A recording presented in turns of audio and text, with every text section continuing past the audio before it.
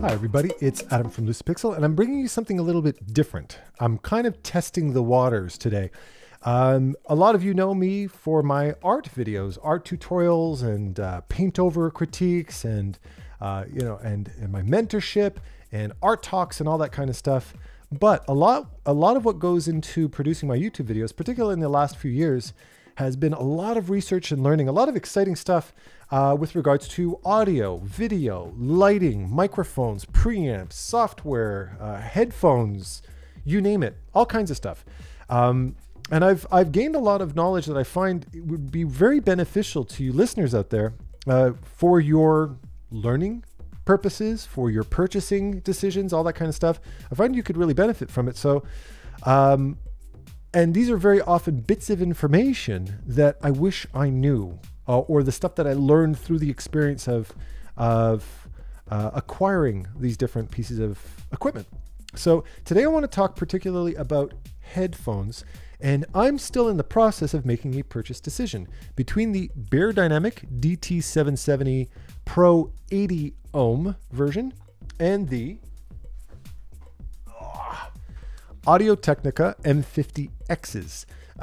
And this is no surprise to a lot of you on the market. These are two headphones that are very often contenders because they come within this a very similar price range, and they're both generally intended as monitoring headphones. Although, just to get right to the, to get straight to the point, if you're looking for all-arounders that can monitor and listen to them, and you want to use them with your headphones, and you want to use them with your iPhone, and you want to monitor with them, and all different types of stuff, get these ones, because these are the all-arounders. That's the kind of short of it. But I want to get into a little bit more detail for you guys out there, because I want you to make an informed decision. And now that I'm really in the heat of trying to decide between these two, I'll let you know what has put me so on the fence between these two. And also, if you know of a better alternative to these two, for what purposes I'm using them for, let me know in the comments below, all right? So I'm going to talk about numerous different things. Since I have the Beyerdynamics on my ears at the moment, I'll talk about these ones first, and then we'll jump onto the Audio Technicas and make a quick comparison. Now, quick layman's explanation of power and ohms. These are 80 ohm. The Audio Technicas, I believe, are 32. The Beyerdynamics also come in a 32, the 80s, which are on my ears, or 250. What does that mean? Well, the higher the ohm means the more power, the more gain is going to be required to get proper volume out of these. That's why I have these currently plugged into my Mix Pre 3, which has very powerful preamps, both for microphones. I'm powering my Shure SM7B exclusively off of my Mix Pre 3, and headphones, beautiful headphone preamps as well. So it provides a lot of power. If you want to just use these for, just for, standard listening, gaming with your iPhone, and you put on 80 ohms, you might be disappointed because you can't get a lot of volume out of them. And the 250, forget it. They're going to be dead quiet. You won't be able to hear anything out of them. They're going to be, you're going to really have to crank it up, and you're going to be disappointed. So make sure that if you're getting a 250 ohm, you have a preamp that can power those things. Otherwise, go for a 32 or an 80. So that's the first thing. Now, they require more power, but what will produce a better, cleaner sound. If your ears can hear that kind of stuff, super great.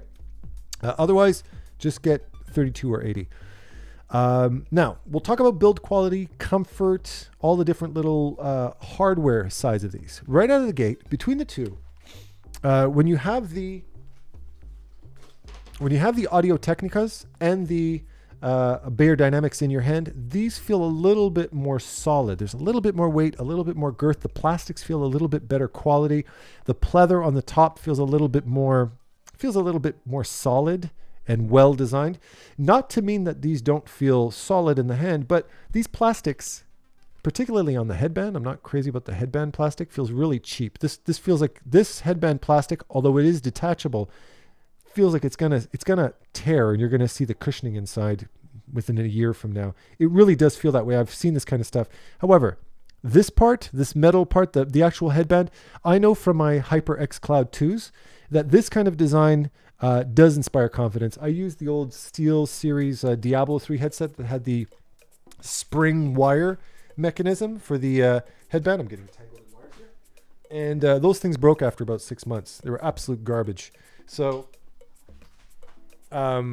these will last a long time, and the Beyerdynamic DT770s have been around for decades, and a lot of people attest to the fact that they've lasted forever. Great.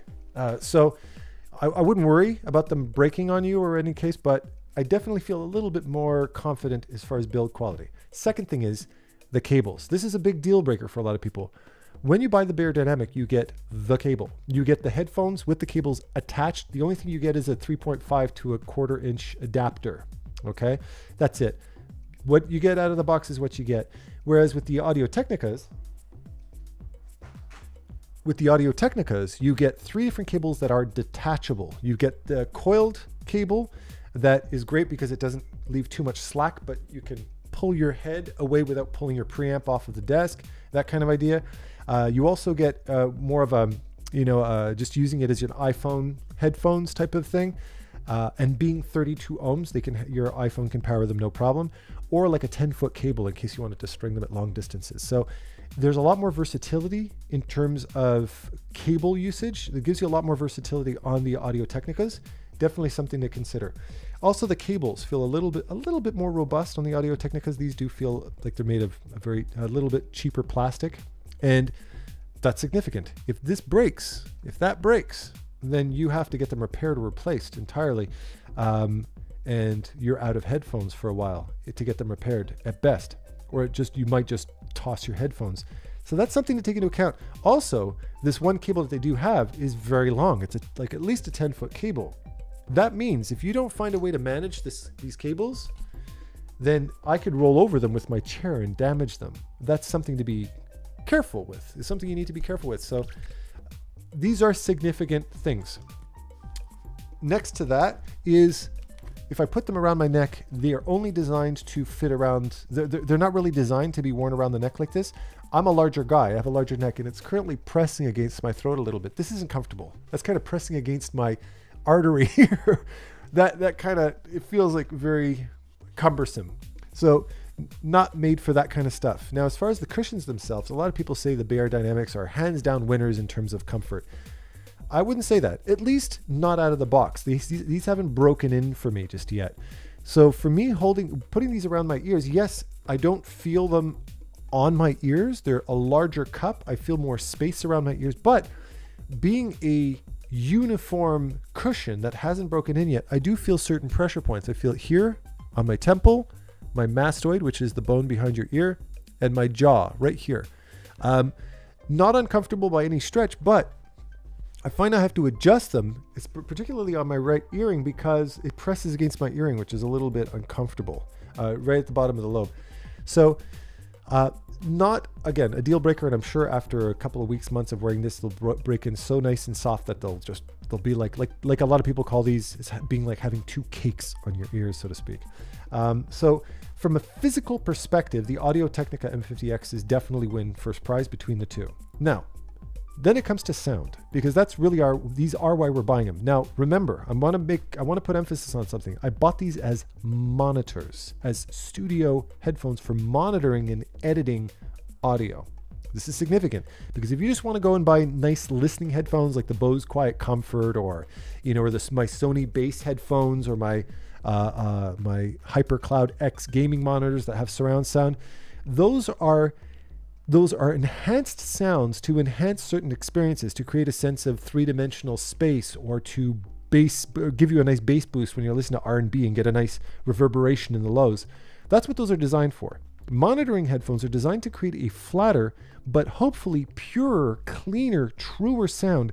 So when you're editing your audio, when you're monitoring your vocals like I'm doing right now, because I've got these plugged into my Mix Pre, when you do that, you can feel as confident as possible that when I edit and listen to my audio, and when I'm picking up on all the details of my ambient noises in the background, that what you hear in my final product is going to be as close to what I intended as possible. But if I'm listening to sounds that have highs and lows that have been pushed, if I have mids that are too forward or too back, then what that does is it encourages editing decisions that will, in the end, produce subpar results.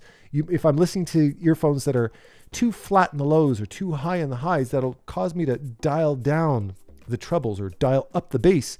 And when you listen to them on your earpods, you're going to go, ugh.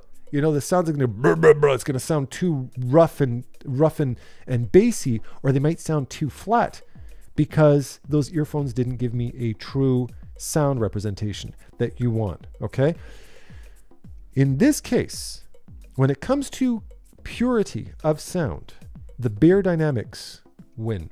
This is the thing that puts us people on the market for monitoring headphones on the fence. The Audio-Technicas, in terms of build quality, in terms of convenience, in terms of features, in terms of, you know, replaceable stuff, and clarity and detail, the M50Xs have those extra conveniences, and that to me is why there are 2 to 3 times more people that buy the M50Xs.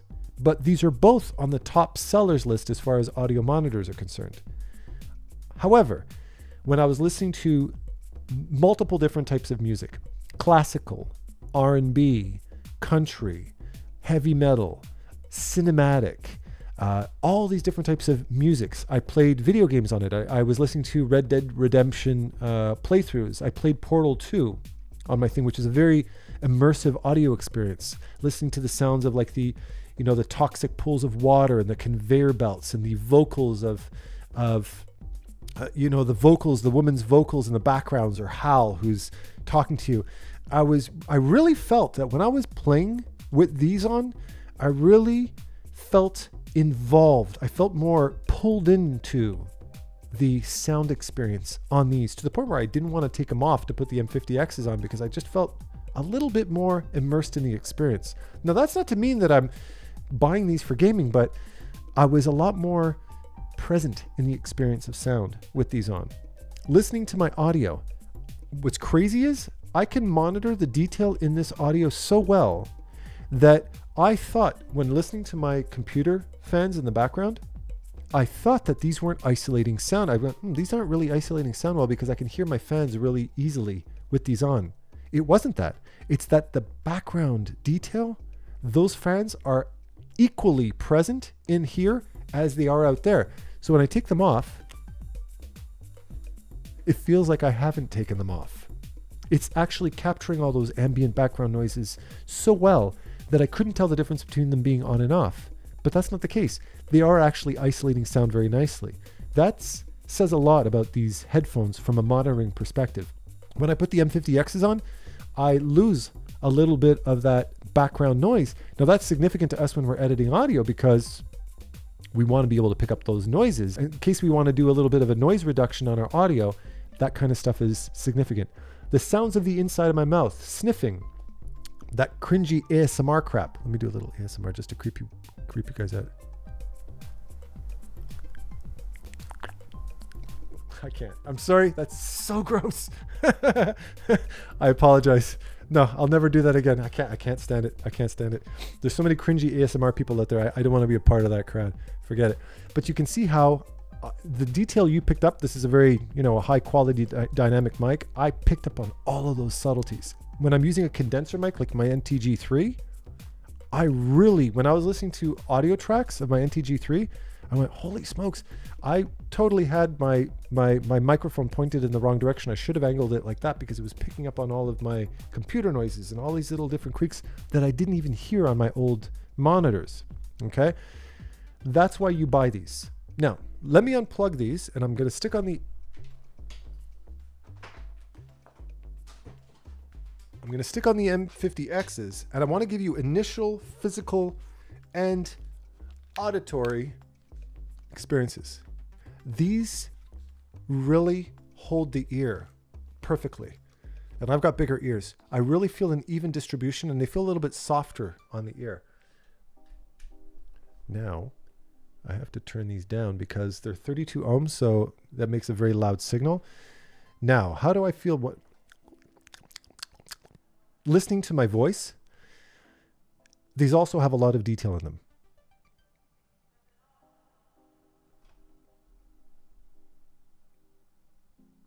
I've lost a little bit of that background noise. Now the thing is, and I find the YouTuber Oliver Hughes, I'll write it down on the screen, he did a review and a comparison between these two as well. I love his channel. You should definitely go check it out. He described the sound really, really well. And he's a musician who does a lot more audio recording. He's a lot more of an audio head than myself. And what he was saying was the highs, like the trebles, feel a little enhanced on the M50Xs. What did he mean by that? He was spot on with that description. When you listen to the DT770s, the highs, lows, and mids feel true to your actual voice. I feel like I'm listening to me, where here I feel there's a little bit of an enhancement. And in the highs, I still get that clean high, but it feels like a digital high. It feels like it's been kind of pushed up, like the cans themselves have been enhanced to push that high, where with the DT770s, it feels like it's coming right out of my mouth, right into my ears as a true sound. So that's definitely something significant. Now, a lot of people have also described the lows, the bass tones, as being enhanced and pushed heavier on the M50Xs. Yes, but I don't think that's the most accurate description.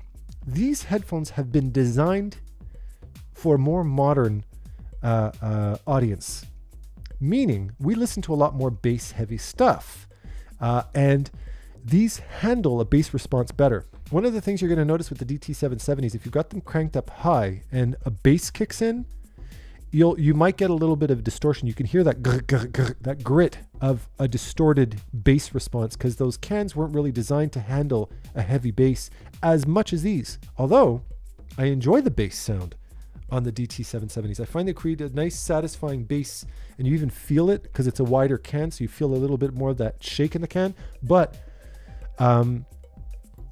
these, if you crank it up, I can really bump these up. And if I get a real heavy bass, like if I was doing like a kick bass, and if I would give these to the drummer or to somebody doing Foley sounds with a lot of heavy bass banging sounds, because those ones would distort. The Beyerdynamics would distort where these ones would not. So these handle bass better.